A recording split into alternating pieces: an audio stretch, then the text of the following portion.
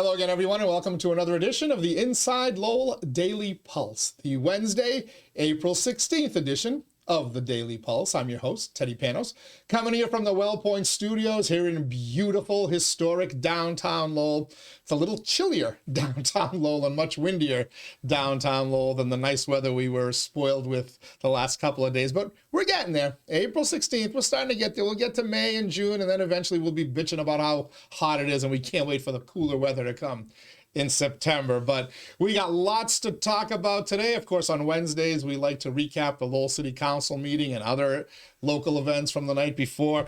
And who better to do that with than my regular Wednesday co-host on the Daily Pulse, the former Lowell City Councilor, former Lowell Mayor Bill Samaras. I don't know if it's better, but we're here. You haven't gotten in enough trouble yet? You keep coming back every week? We try. You're so insane that you're going to come in next week. We're actually going to record it at 7 in the morning. I haven't woken up that early since my radio days. But you didn't tell me that. You've been keeping that a secret. Well, we got, some of these counselors have jobs that they have to get to, so we'll get Councilor Kim Scott in here on Wednesday. We'll have to speak to her about, changing her hours. She needs to go in a little bit late to work out there in Andover. And also, we're using the school vacation week and the Patriots Day holiday to get City Councilor Corey Robinson in here on Monday. But I won't drag you in here Monday, but I will drag you in at 7 a.m. Wednesday morning if you want to come. Perfect. All right. We got a lot to get to, including a relatively uneventful City Council meeting, but some important information in there. A really eventful Parks subcommittee meeting from before the City Council meeting that I really want to dive into. We've got some interesting school committee agenda items tonight and some increased national public relations, publicity again for the city of Lowell and all the great things happening here. There's always something good going on in Lowell. There's a lot to like about Lowell. I mean, people have to understand that. I mean, those of us in Lowell are critical, but the rest of the country is getting a different picture now. I mean, you can criticize so many things, but the thing is, you have to, say, you know what? It's not a bad place. And look what's happening. Listen, I thank my parents first for leaving Greece with my sister in tow and coming to the United States of America so I could have a better life. They did it for themselves, but I wasn't born yet. But I ended up living the life. And I also thank them for coming to Lowell, which, it's not a giant city where you can get lost, but it's a big city. It's got everything you could want. You're 30 to 45 minutes max from the coast, an hour to 2 hours from the mountains in New Hampshire, short drive to New York City or short flight, and we don't have to worry about earthquakes and tornadoes. Hopefully, yeah. Occasionally a hurricane and a blizzard, but, usually they're mitigated by the time they get here. It's a great place to be. It really is. And a great place to raise a family. And we're going to talk about all that with former Lowell Mayor Bill Samaras. First, let's thank our Daily Pulse sponsors, Ray Booten. He is a licensed realtor in Massachusetts and New Hampshire. He's also a certified appraiser in both of those states as well. So if you are looking to buy or sell a home, a business, or a commercial property, Real Estate Ray Booten is your man. And that's where you find him online, realestaterayBooten.com. Thank you as well to our friends at WellPoint. WellPoint is the only health plan offering healthcare benefits exclusively to Massachusetts GIC members. At WellPoint, your whole health is their whole point. Thanks to Ray, thanks to WellPoint. We got some other sponsors. We'll thank them. You know the drill by now, Mr. Samaras. We'll thank them in a few. But let's start right off the bat.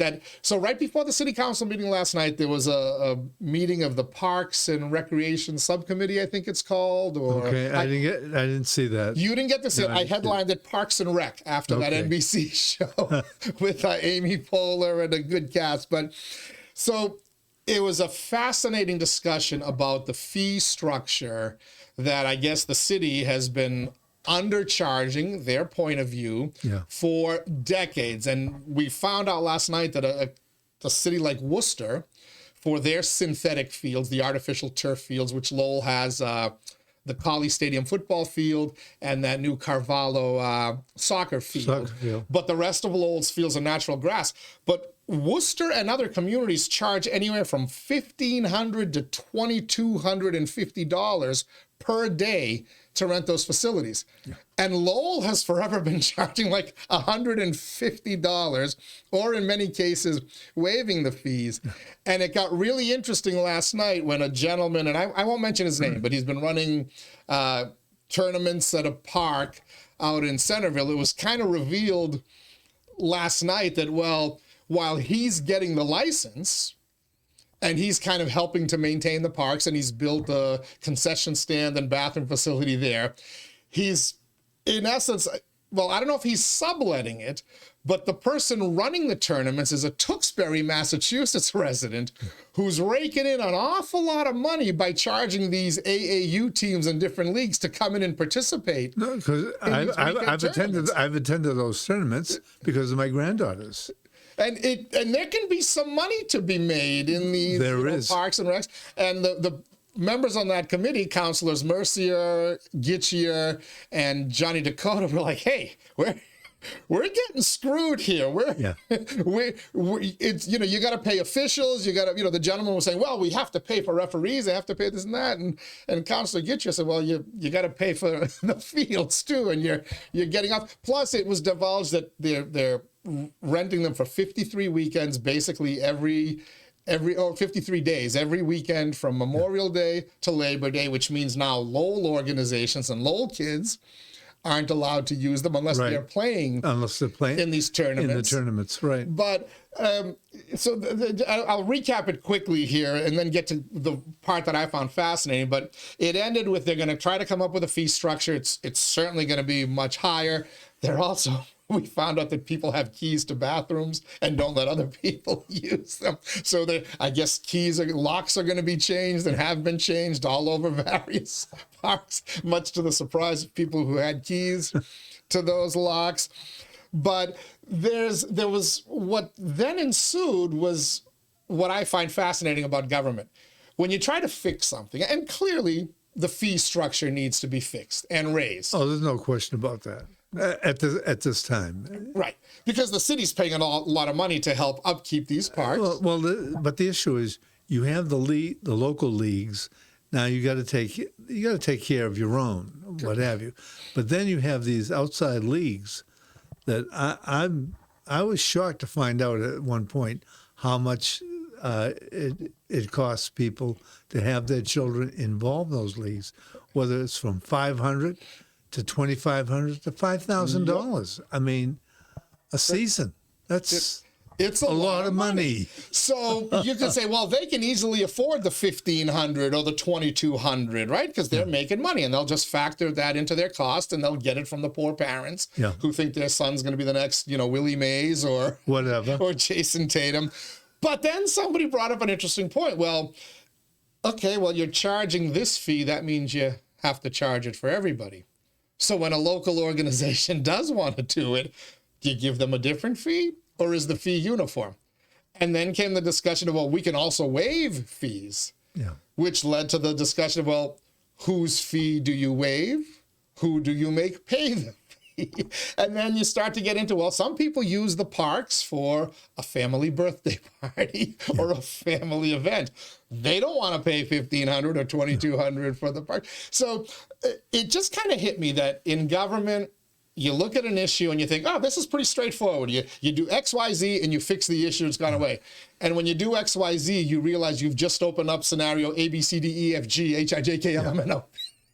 So I just found it interesting that the people who make these decisions, they got a lot of things to weigh. The Parks Department actually has always been under scrutiny. And the thing is, if you're a member of the Parks Department board, I mean, there are a lot of decisions that you have to make and a lot of considerations that you have to make. And I think they really have to, in a sense, sit down and really attack it, because you can't do it in one meeting. You have to look and say, okay, what are we going to do with local leagues that don't raise big money, but it's our children that are going to be utilizing this?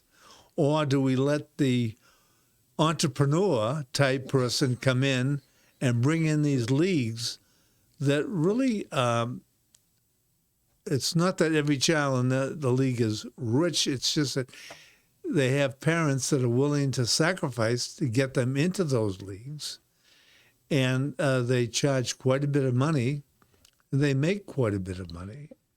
It's there's a lot there. Yeah, and we're talking it's not simple. We're talking big bucks because I'm going to say, let's say the city switches to a $1,500 fee instead of $150. Yeah. Well, for this particular case, this particular park, 53 dates, 53 times 1,500 is almost $80,000. Yeah. 79,500. Now you extrapolate that over the full year with all the other parks, you're talking potentially millions of dollars here, which the city could use to help upkeep these places, to redo Colley Stadium, etc. Right? Well, the thing is, the expectation when people come in, especially with the leagues, they're looking for bathrooms. There's no question about that. A lot of places have porta potties, but that doesn't serve. People are looking for decent restroom facilities.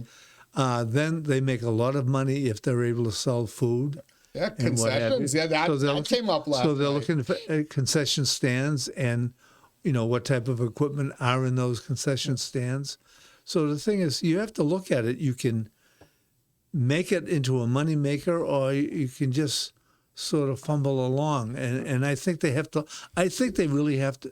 Life has changed so much, and there are so many demands that have been placed on people, and especially these parks.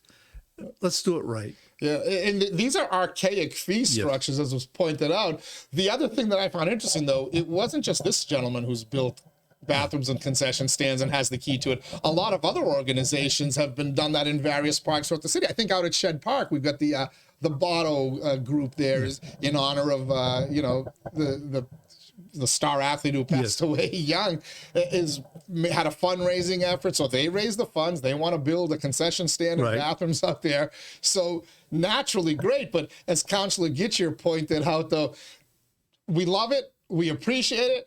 But you got to remember, these things are on city property. And if something goes wrong, if there's a crime committed, the city's held or if up. somebody goes in there and overdoses or whatever, now you've got city liability on something somebody built and funded by themselves. But ultimately, you get into discussion of insurance waivers and all this stuff. It's a really complex issue. Well, I mean, actually, you really got to the quick of it, because the thing is, the city is responsibility. They have the liability.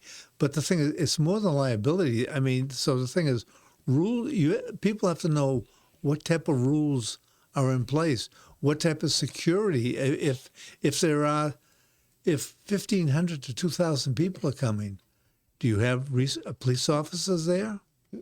Do you have members? The parking in the neighborhood starts to get a little messy, right? No, it gets terrifying to some people. It gets a lot messy. Which then, as we were kind of, you admittedly you did not watch last night's meeting, but you're familiar with these battles. Oh, have I ever? From facilities. Hey, look, you told me your high school auditorium when you were the headmaster up there. You had all these little dance recitals that wanted to come in there, and you dealt with the same thing. Oh, I mean, and the thing is, you'd find out that the school department waived the fees and what have you. So at one point, when the Three Amigos came in, they took over. I let them take over my high school, and they went and started charging the $1,500 or $1,000 for the auditorium. No fees were waived, and we were able to make some money to buy curtains and other things for the high school. It was an interesting time.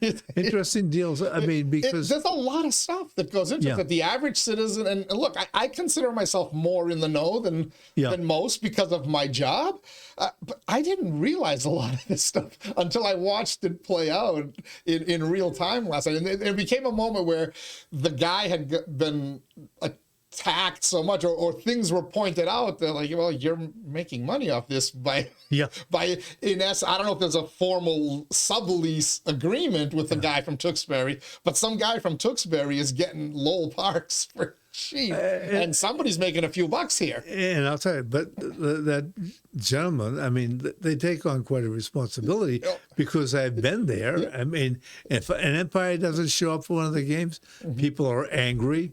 If the restroom is closed for a period of time, people are angry. If the food concession didn't start, people are angry. And he and the others who have built these places, they maintain those facilities as well. So they're out there kind of cleaning up and whatnot. But there are a whole bunch of side discussions about trash fees. Besides the $2,200 that Worcester charges, they charge trash fees. Yeah. They charge all these other things. What was interesting, but you bring up a point.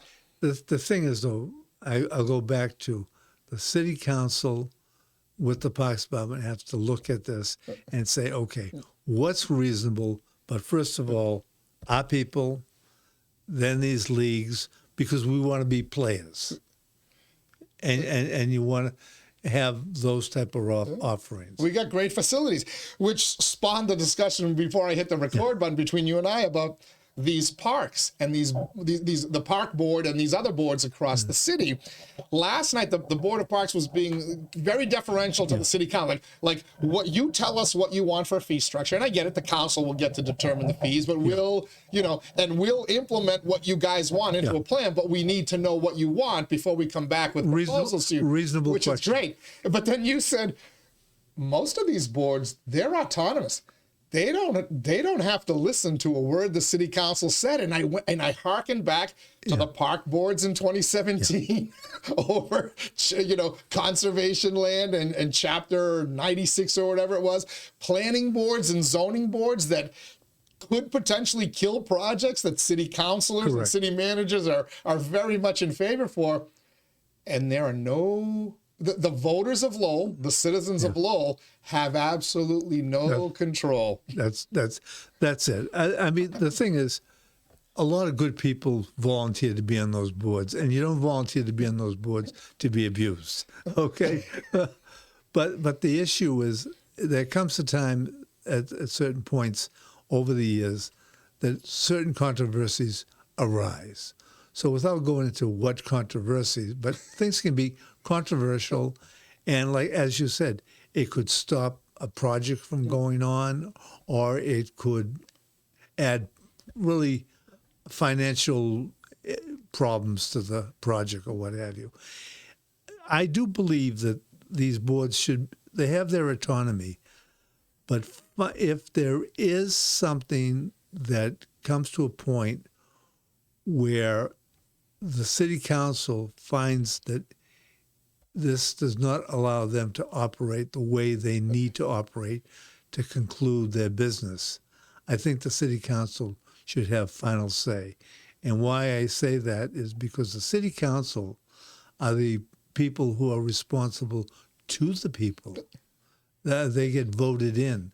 These boards, these are people who are just selected to go in. But the thing is, to have absolute power, I have trouble. I have a problem with it. And that's a fascinating point. When you were city councilor, people get upset with me about that. If I had an issue with something you did, I go there every second November, right? Every 2 years, and I can vote you out and vote somebody else in. Correct. You can't do that on to these boards. No. Now, there are communities in Chelmsford, I vote for my planning board members, albeit it's very rarely a contested race. But so the Lowell Charter, I assume the Lowell Charter sets up these boards and grants their autonomy, right? Right. And it's with the city manager. And the city manager appoints them. Correct. Who the city manager is appointed by the council. So you could say that the council has some say, right? Right. But, that's a lot of steps of separation. Yeah, because many of the positions need the approval of the city council. Should the boards that impact huge amounts of money, planning board, zoning board, because you're talking about developments that bring in significant amount of tax revenue, et cetera. And as we're finding out now, the Parks Board also kind of could bring in significant revenue. Should these become elected positions in Lowell? Is that something that maybe we should look at? I think that would be interesting. I mean, it may be difficult to fill those positions, but I think it would be interesting. And as you pointed out, they're not getting paid, you know, right? people are doing they're doing a good job, but I'm just saying, at some point, who should have the final responsibility? That's all I'm saying. And when you're talking about elected officials versus appointed, elected officials should have the final say.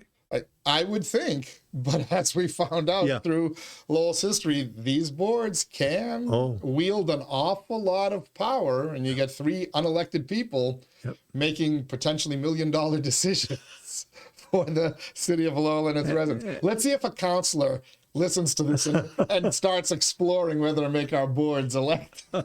The elections director is just pulling his hair out right now as he's listening to me.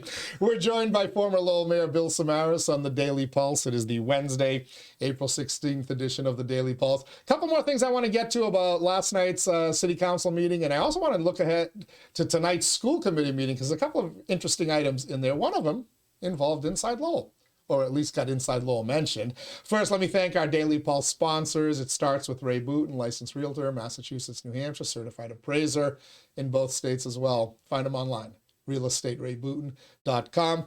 Thanks as well to our friends at WellPoint. At WellPoint, your whole health is their whole point. Thanks to Washington Savings Bank, banking that goes the extra mile. Make the switch now to Washington Savings Bank. TMI Properties, quality and value at every price point. Find your perfect space with TMI. Mahoney Oil, providing warmth and protection in Greater Lowell and Southern New Hampshire since 1925. The Greater Lowell Community Foundation, improving the quality of life throughout Greater Lowell through strategic, impactful philanthropy. Francis E. Preventure Insurance, the agency Greater Lowell has counted on to protect its most valued assets since 1982. And by the Massachusetts Pirates, bringing all the hard-hitting action and excitement of arena football to the Mill City. Pirates on the road this week. If you want to get a preview of that game and also hear a pretty great discussion, we had Salapoli Jr., the local kid, the Chelmsford High grad, Bentley grad, who's now starring on defense for the Pirates. We had him on our Inside the Pirates podcast yesterday. Great interview. Kids really, really good. I was a very impressive young man. Back to our discussion with former Lowell Mayor Bill Samaras. Item last night on the agenda, the city, and I missed it because I had heard rumblings and we had seen executive sessions where the city council was going into an executive session. They were negotiating to purchase a property in downtown Lowell, 40 Market Street, not too far away from where we are. Correct. Right now. And the old police station. The old police station, Colonial Gas. Colonial Gas, if I remember. Correct. And most recently, a line credit union, right? Correct. But that building goes way back. It's an old historic building. But it's in good shape. It's a beautiful building. Shape. Yeah, banks have a little money to invest in their building. They do. It's got parking in the back. But interestingly enough, it's not going back to being a police station, which some folks have speculated. It's going to house the Department of Planning and Development, and we're told other agencies, thereby allowing the police department to expand in the JFK Plaza to go back to kind of what they were. At one point, that was all police department before they cut them off and put the Department of Planning and Development there. Price tag, $4.25 million. That's a hefty price tag. Is it worth it for the city to buy a building like that? I think so. I mean, to replace that building would be far more money, I think. But it's a great location, and Market Street has always it's there. It's a busy street, but if you can better now tie Market Street in with Merrimack Street, and I think you're going to see a change because it's going to be a group of people there. There's going to be a lot of activity there. And I think with that activity, it's going to help the downtown area in many ways. The one thing that because I asked, why are you moving the planning department? He's now able to put all the members of the planning department. So they've been spread out, right? Yeah, that's right. And you want to design something or you want to build something, you come into Lowell and you're told to go here, to go just sometimes to get a permit. When I was doing some work at my house, all of a sudden you have to go to the planning department, you have to go out to the city bonds, you have to, it's a lot of work just to get something small done at your house. So you can imagine what it must be for contractors coming in. Now there'll be one-stop shopping, and I think that's good for the city. Yeah, and the manager pointed out that there are other operations that can be brought in there that are currently not at City Hall and are paying rent because they're in privately owned properties. And like right off the bat, I was thinking the Board of Health. Yeah. There's a bunch of others. If there's and I don't know if there's enough room in there. The manager, I reached out to the manager this morning. He did not reply yet, but I asked him how much in rent could you potentially save. But whatever, there's going to be a number. I don't know, is that number 5,000, 10,000? Is it 25,000 a month? Whatever that number is, that'll help offset the cost of this building. I imagine it's a lot of that's in the executive session, and they talked about it last night, and they're going to release it for next week. Councilor Gitcher, let's release those, baby. Let's release it, and the mayor said, how about next week? And that was it. All right, I was going to be mad at the manager because he's usually pretty good about replying when I text him, but he didn't today. Maybe he's waiting for the minutes to get released before he gets back to me. But it's a financial deal. Well, Councilor Gitcher did say, we're sort of talking around it and sometimes right at it. So I'd prefer to have, before we go any further with this, have the minutes released. And it also allows you, because we've talked about needing new facilities for the police and for fire headquarters and whatnot, and that was going to cost you money. You're going to have to either buy something or get one of the courthouses for cheap from the state, but then you've got to renovate it, rehab it, retrofit it. You've got the parking issue. By allowing the police department to kind of stay where they are right now, probably going to need to upgrade that facility a little bit, right? There's no question they have to upgrade. But the thing is, I'll tell you, I've had a number of tours of the police department. They do a great job. But I'll tell you, it's not an ideal situation. I mean, if they bring in, they have to interrogate somebody or what have you. I mean, they have to go looking for rooms in some cases. Now, you have a professional body. You need the correct tools for them to work with. And this is going to help a lot. Yeah, because there's actually a lot of... It solves a lot of problems in a very quick fashion. Planning and development is on the second floor of if you're facing at the right edge of JFK Plaza. But there's a lot of offices up there. I've been up there for meetings and whatnot, and there's giant conference rooms, there's private offices. So as you mentioned, that will allow the police to get in there. And I imagine it's going to be cheaper to do what you need to there to get it up to speed than to go take a courthouse and try to retrofit it into a police station. You're talking a lot of years. So right now you're talking, there's almost an immediacy. It's going to happen very quickly. Actually, I didn't even think about that. Yeah, very little disruption. Yeah. Because you can do the work and still keep the current operations, and then you just bump right in. So you've got something going. You've got a positive situation going on, and to me, a much needed. All right. One other bit of city news before we move on to the school side. Your former stomping grounds. Boy, is Lowell getting a lot of attention from these national publications. Yesterday, the city pointed out that this site called governing.com, which I'd never heard of, did a feature on Lowell that we actually highlighted. Go to InsideLowell.com and you can see the story. It's called More Mill City Love from Governing Magazine.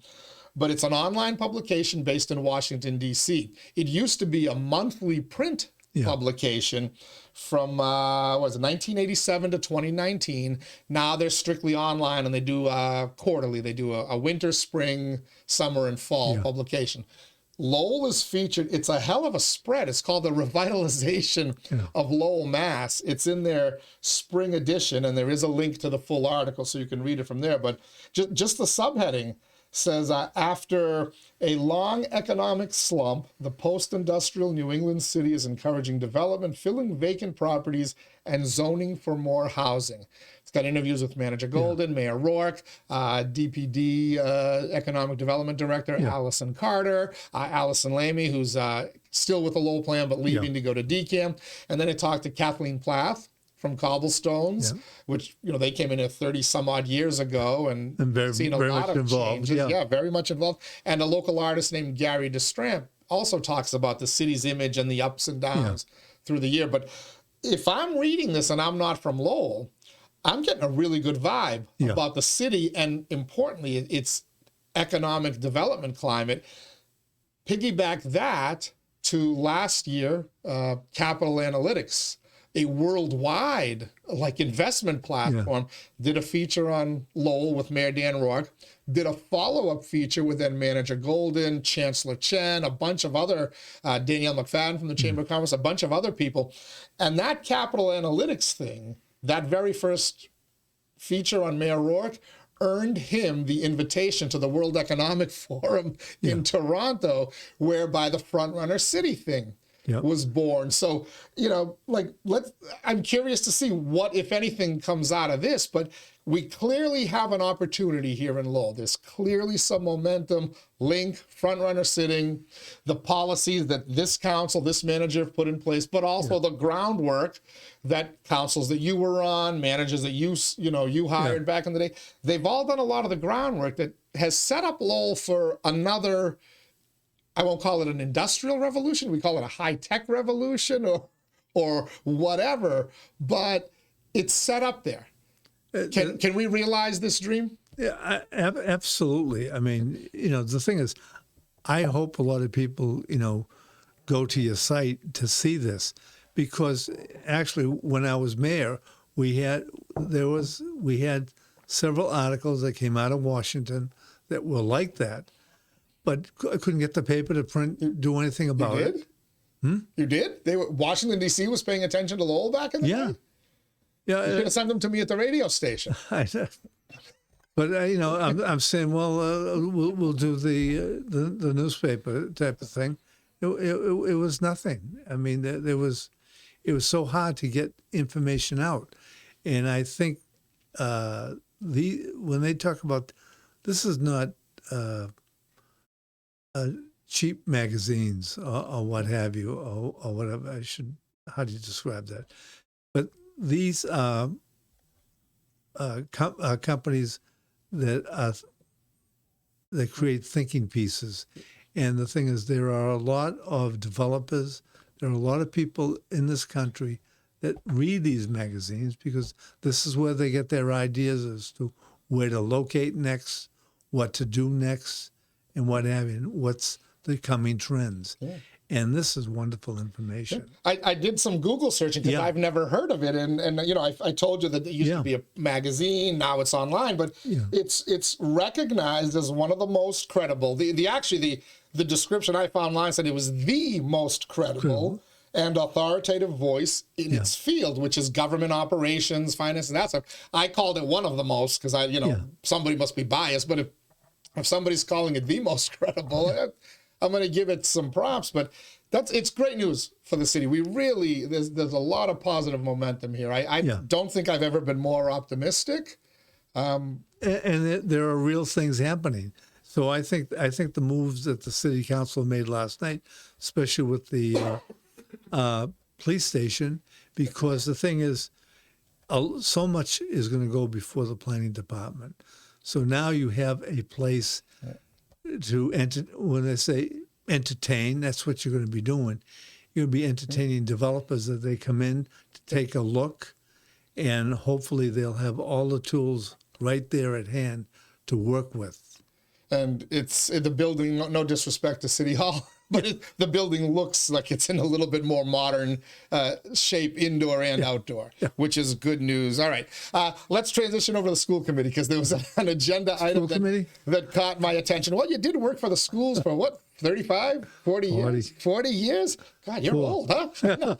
But there was one item out there, since you talked about publicity, and there was a motion response. The Superintendent Liam Skinner filed a response to a motion from Dave Conway that asked for, where are we with the Lowell Sun running stories about the kids? And you can go read it online. I won't get too far into that, but I'm just going to read you the pertinent part for Inside Lowell, where the response from, I believe it was written by Superintendent Skinner's office and Wendy Crocker-Roberts, the Assistant Superintendent for Schools and Leadership, talking to Jen Myers, who you recognize from the Lowell Sun, and Correct. she's now writing all sorts of great stories, and we publish a bunch She's of doing them a good job, yeah. on InsideLowell.com. So, Miss Myers and the Lowell High School Student Activities Club, because it was about why aren't students publishing articles in local publications.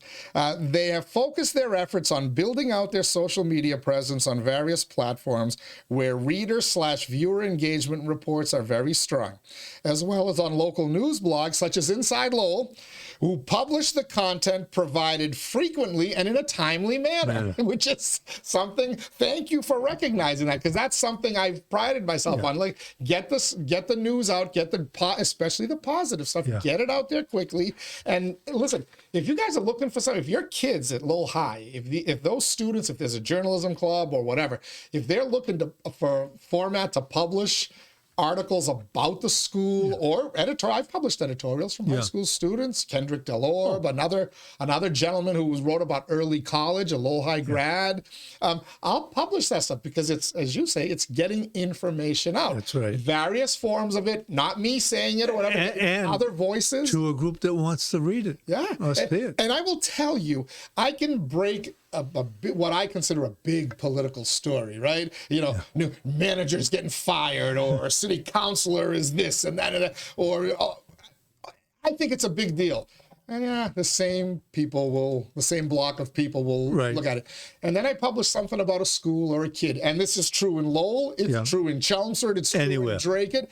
And man, parents love to read about their kids. They love to read about their school systems. And that's really the general public interest. And most people are like, I don't care about the politics. Tell me what's happening in my kid's school. And so it's great to get this stuff out. So Lowell High, I'm happy to do it for you. No, absolutely. But the thing is, what you did mention, though, Jen gets the articles out right away, what's happening. And there is a need to get it to the parents as soon as possible. And you're able to do it. With the paper not doing that, putting it in 2 or 3 weeks later is meaningless, I think, because the thing is, it's what's current, what's going on now. That's what people look at, and it creates a trend for you, and it creates, the type of atmosphere that you may or may not want. And I get that there are look, I know the challenges that newspapers face, that radio is facing, and whatnot, but. It can be. I'm a one-man band, and I've got an employee helping me on social media now. Finally, after 2.5 years, but if I can get it done, I don't know. Do we really need to see on Facebook what the hot new blow dryers are on the market, or something that happened in an Oregon courtroom? Is that really as important as what's happening at Lowell High or in your local government for whatnot? There are people. Sorry, Melanie. We can talk about it next time you're on. We'll talk. There are, people that, have a disinterest about local politics and what have you.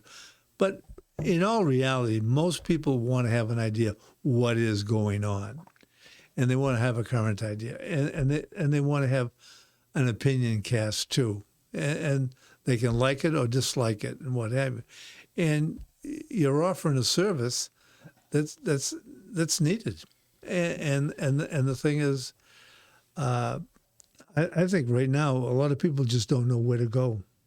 We're in a strange time, I think. Come to InsideLowell.com. As I like to say, if Lowell is your home, this is your place. Yeah. All right, lunch. Lunch was a big deal on tonight's City Council agenda. Dominic Lay with a couple of meetings. It was always. Folks want a substitute for pizza.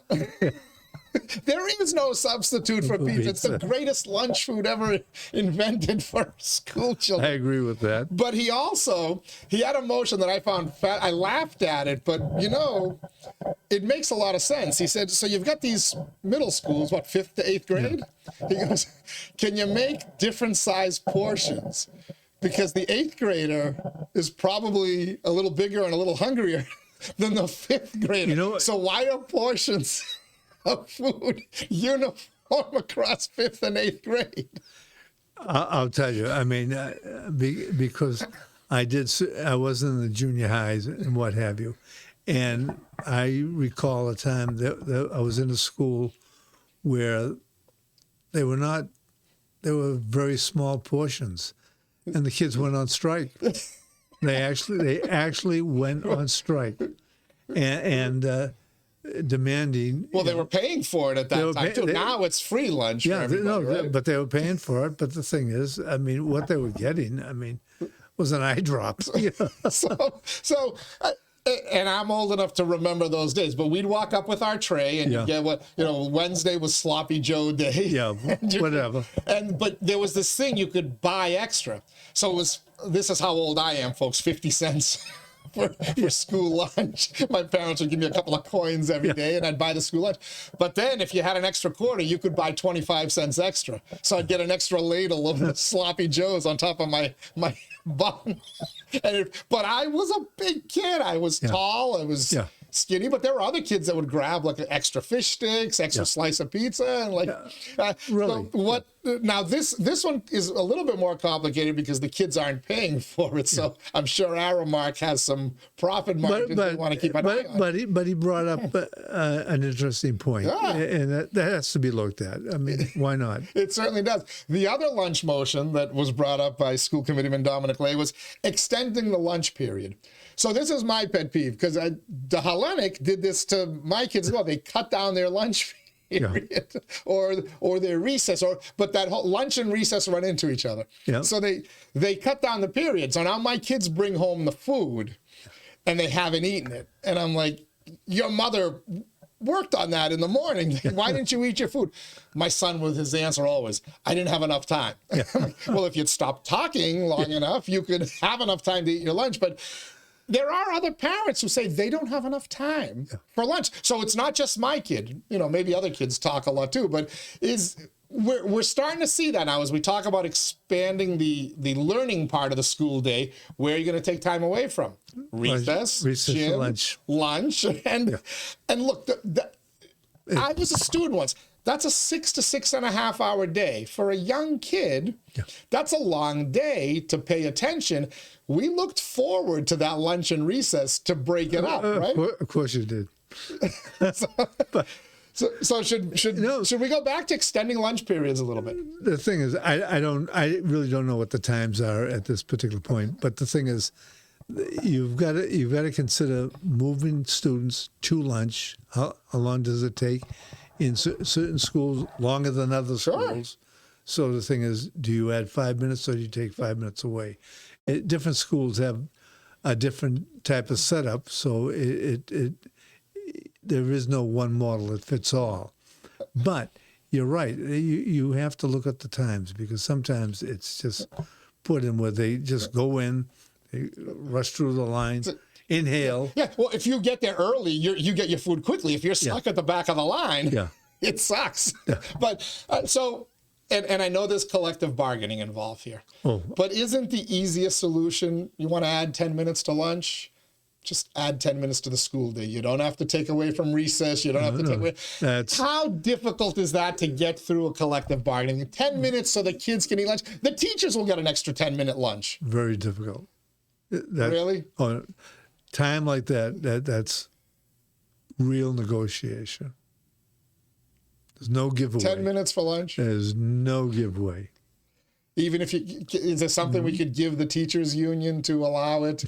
You're going to get 10 extra minutes of lunch. Because the thing is, you'll get an extra professional development day. But you'll be redistributing teaching time and what have you. So the thing is, it's all in negotiation. Artificial intelligence, AI could probably figure out a schedule like that. You don't even have to task the schedule, Liam Skinner or anybody with it. The schedule's very easy. Okay.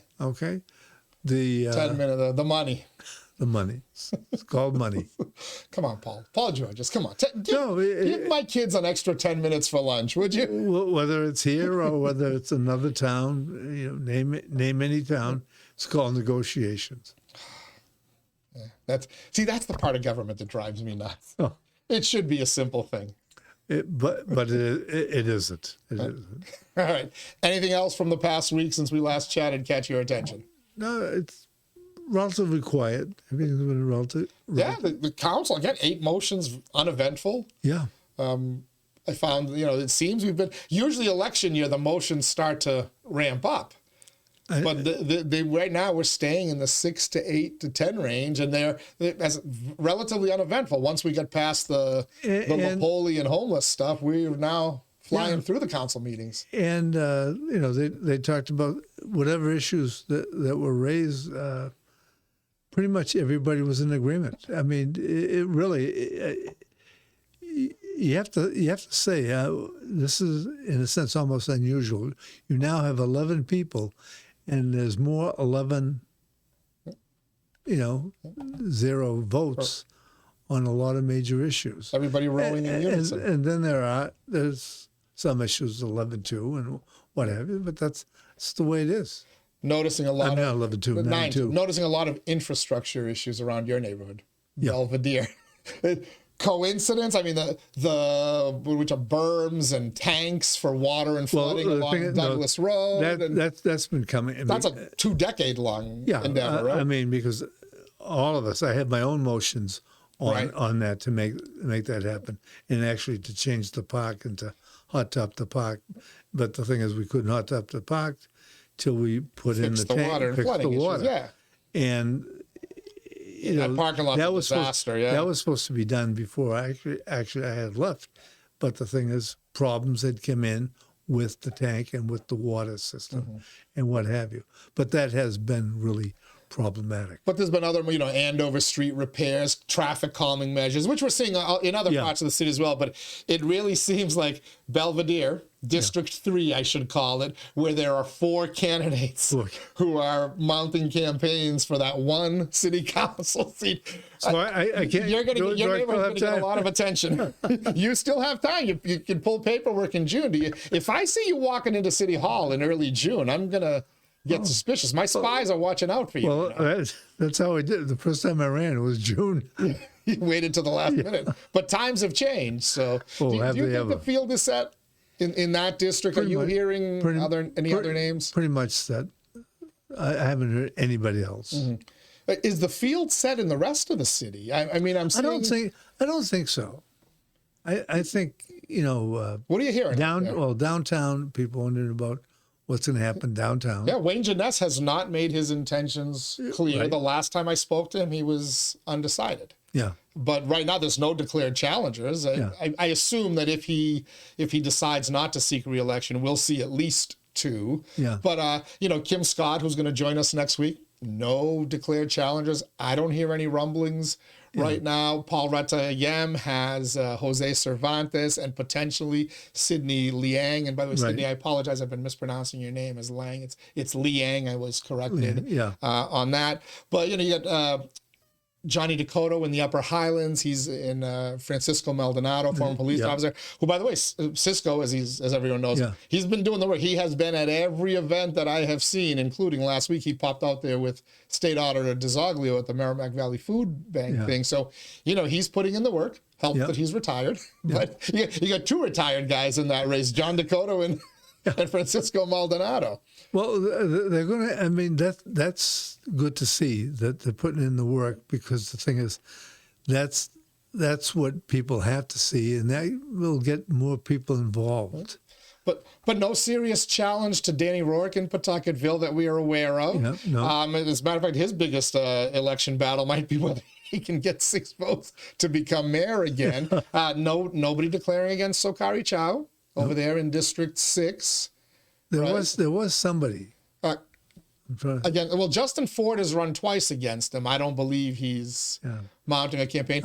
District 2, Corey Robinson looks like he's going to go unopposed. So, and then in the at-large race, you just have one, Sixto De Jesus, who he's going to be sitting in there in a couple of hours.